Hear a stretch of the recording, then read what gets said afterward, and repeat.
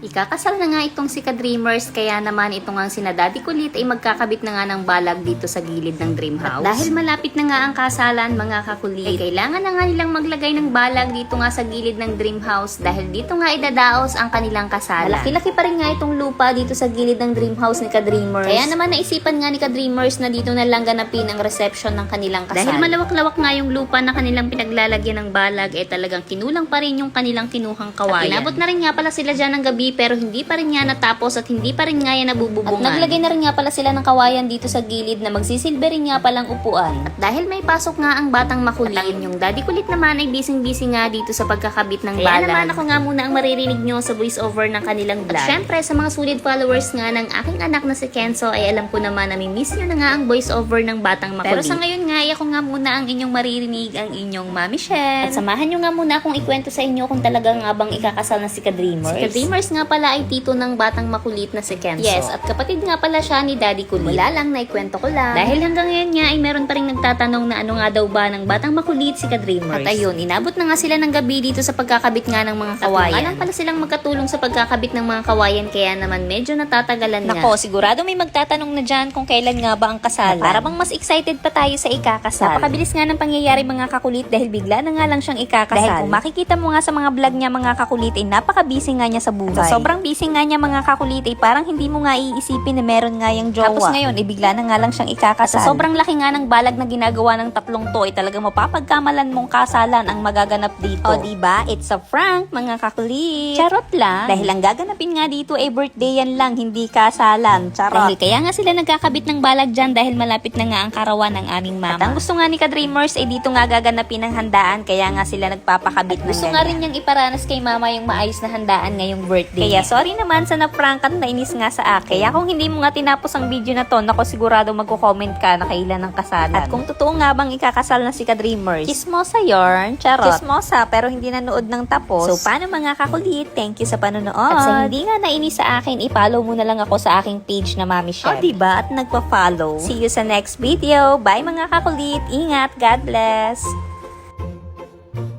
So ayan mga kulit, so bali ngayon mamimili ako ng mabibigyan natin ng blessing sa mga magha-heart and share ng ating video at syempre sa mga magre-register at magkakash-in dyan sa nasa baba natin. Kaya ano pang hinihintay mo, mag-comment ka lamang at screenshot mo, send mo sa comment section.